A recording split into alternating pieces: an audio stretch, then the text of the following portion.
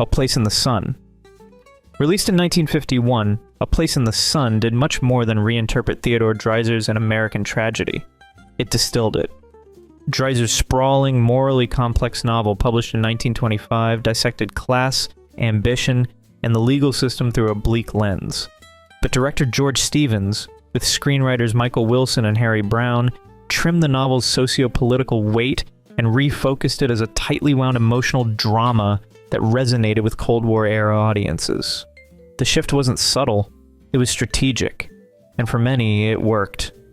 Montgomery Clift's performance as George Eastman marked a turning point in Hollywood acting. His quiet intensity and internalized guilt signaled the rise of method acting, a style that would redefine male leads for decades. He earned an Academy Award nomination, but his influence went far beyond trophies. Film historian Foster Hirsch observed that Clift's portrayal made George less a victim of fate and more a man quietly crushed by his own ambition. Opposite him, Elizabeth Taylor, only 17 at the time, transformed Angela Vickers, a minor character in the novel, into a haunting emblem of class aspiration and unattainable desire. Their chemistry was undeniable, both on and off screen. Some whispers even claim their deep friendship blurred lines during production, adding a raw emotional layer to their scenes. Visually, Stevens elevated the story with shadow-heavy cinematography and precision framing. The lake sequence, shot in near silence, became a benchmark for visual storytelling, with critics calling it a masterstroke of tension and restraint. The film swept 6 Academy Awards, including Best Director and Best Screenplay. But its impact wasn't just technical. At a time when America was navigating post-war prosperity and Cold War anxiety, the film's themes, moral compromise, social mobility, and the cost of the American dream, hit a nerve. Bosley Crowther of the New York Times praised it as a superb piece of motion picture art. Later scholars debated whether the film softened Dreiser's indictment of capitalism, replacing it with a more romantic tragedy. But for audiences of the 1950s, that emotional accessibility may have been the very thing that made A Place in the Sun not only a faithful adaptation, but arguably a stronger one. The Bridge on the River Kwai. The Bridge on the River Kwai went well beyond adapting Pierre Boulier's novel, it overhauled it. Released in 1957, David Lean's film turned a modest, wartime narrative into a sweeping psychological epic that redefined what literary adaptations could accomplish during cinema's golden age. Boulier's original story, published in 1952, focused on French prisoners subtly sabotaging a Japanese railway project in Burma. While Bouillier himself had been a prisoner of war, his captivity occurred in Indochina, under Vichy French forces, not the Japanese. Lean's version shifted the spotlight to British officers, transforming the plot into a tense ideological showdown between two colonels, the obsessive British Nicholson and the conflicted Japanese Saito. Alec Guinness, who reportedly hesitated to accept the role, ended up delivering one of the most acclaimed performances of his career. Critics later described his portrayal of Nicholson as a man so consumed by military pride that he loses sight of the war's true stakes. That nuance, absent in the more straightforward novel, earned Guinness the Academy Award for Best Actor. Perhaps the most dramatic departure from the book was the bridge's destruction. In Boulier's version, the structure stands, but Lean wanted a cinematic climax. The production team built a full-scale bridge in Sri Lanka and demolished it in a single, precisely timed take. Production lore claims the explosion was so powerful it rattled windows in nearby villages. Even the now iconic whistling of the Colonel Bogey March wasn't in the original script. Added late in production, it became a teasing musical motif that undercut the film's darker themes. Composer Malcolm Arnold's arrangement gave the tune a sardonic edge that stuck with audiences. Despite deviating heavily from its source, the film swept the 1958 Oscars, winning 7 awards including Best Picture, but not without controversy. Historians criticized the portrayal of British officers as overly cooperative with their captors, while others pointed to the erasure of the French characters central to Boulier's novel.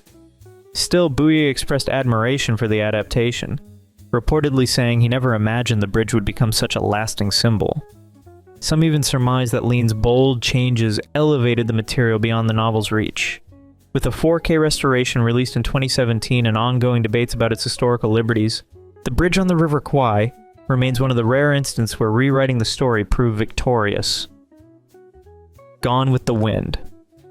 When Gone with the Wind premiered in December 1939, it wasn't just another adaptation. It became a landmark of Hollywood's golden age. Based on Margaret Mitchell's Pulitzer-winning novel, the film debuted during a tense global backdrop, with Europe at war and the US still on the sidelines.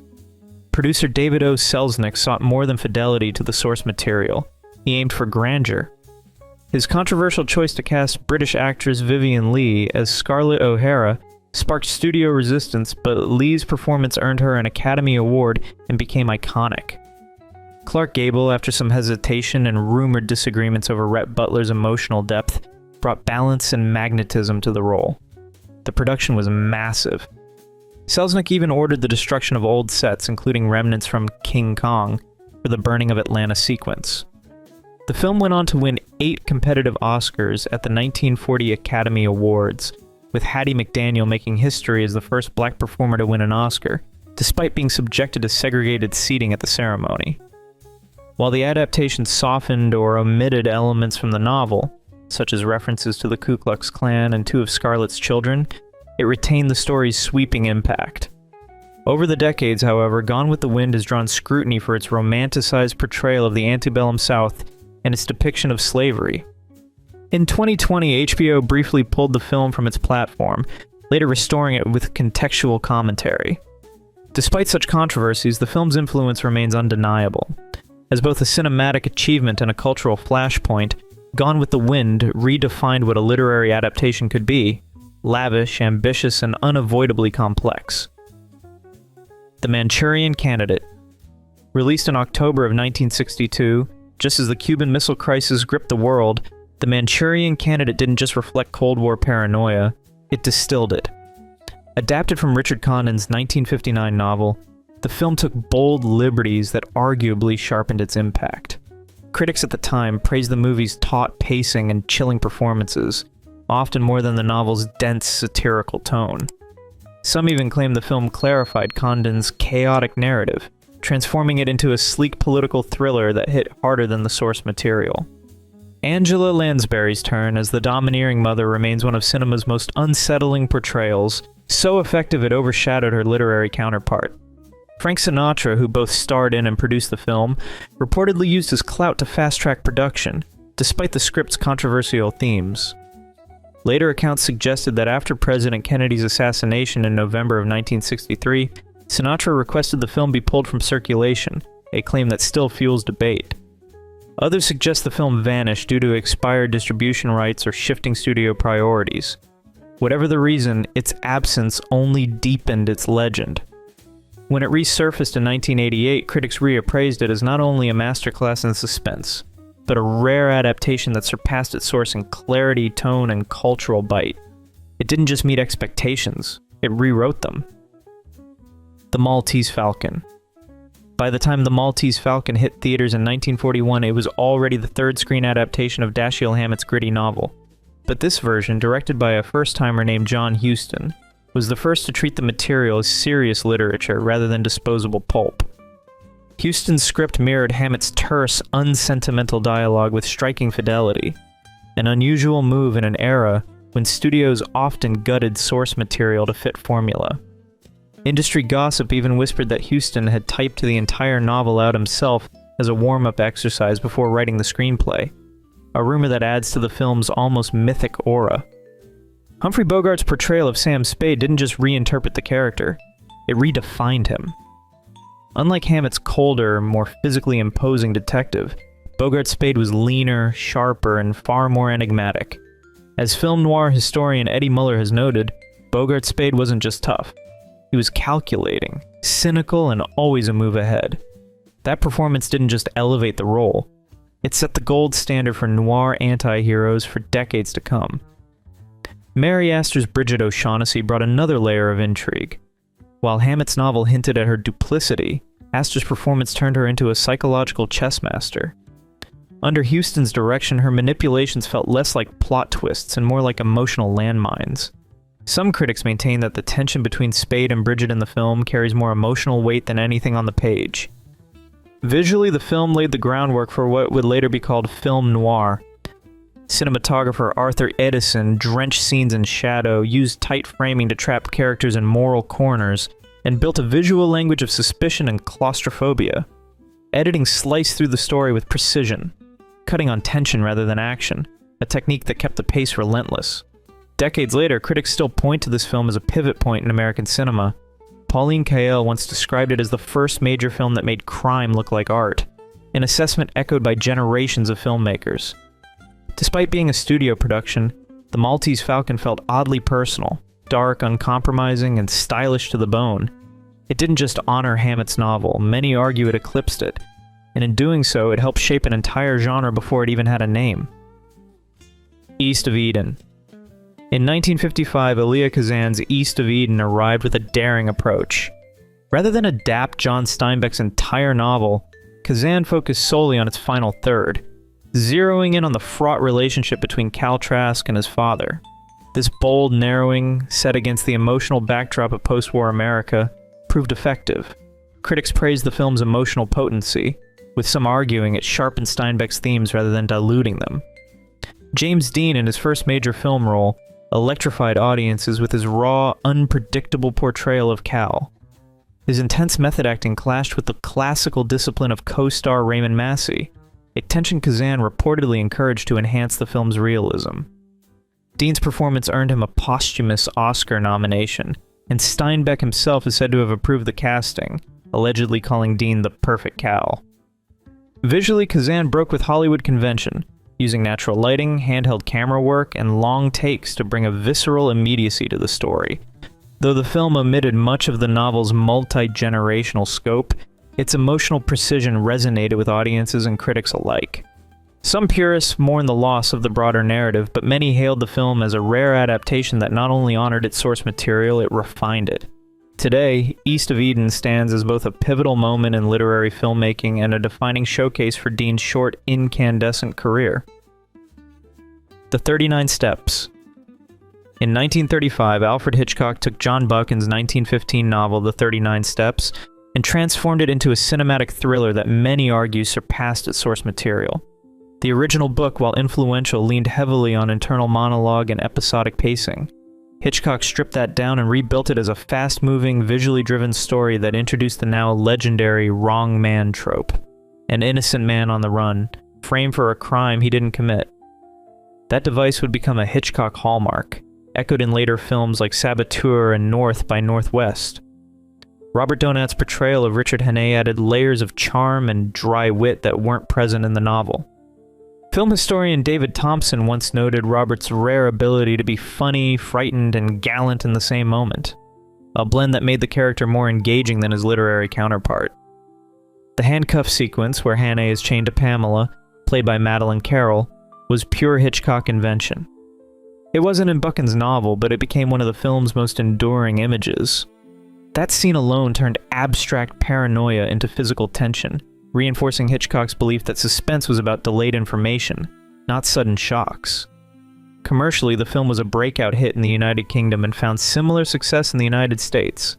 Some critics at the time even claimed it was the finest British film ever made.